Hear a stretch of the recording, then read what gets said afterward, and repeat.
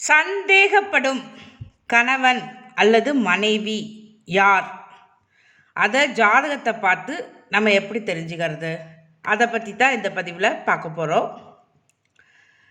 ஆணாக இருந்தாலும் சரி, பெண்ணாக இருந்தாலும் சரி, அவங்களுக்கு வருகின்ற மனைவியவோ கணவனையோ சந்தேகப்பட்டுக்கிட்டே இருப்பாங்க.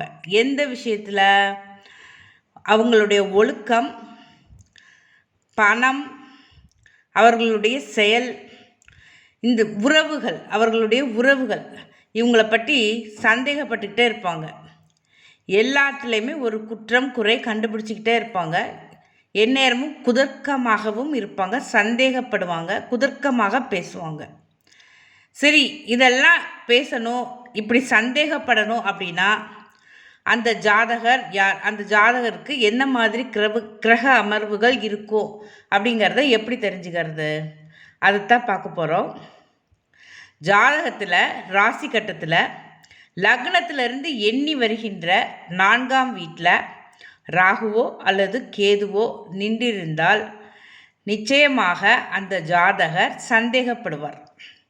அவங்களுக்கு வருகின்ற கணவனையோ மனைவியவோ பார்த்து சந்தேகப்படுவாங்க.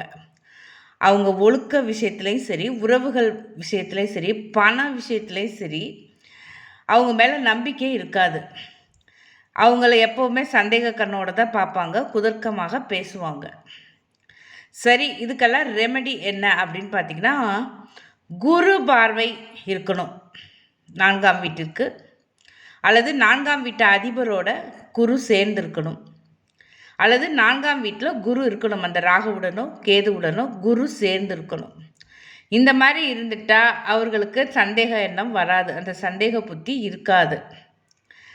ஆனாலும் சிறிதளவு அது என்ன சொல்கிறது, மழை விட்டும் தூவானம் விடலை அப்படிங்கிற மாதிரி சின்ன சின்ன ஒரு சந்தேகம் இருக்கத்தான் செய்யும்.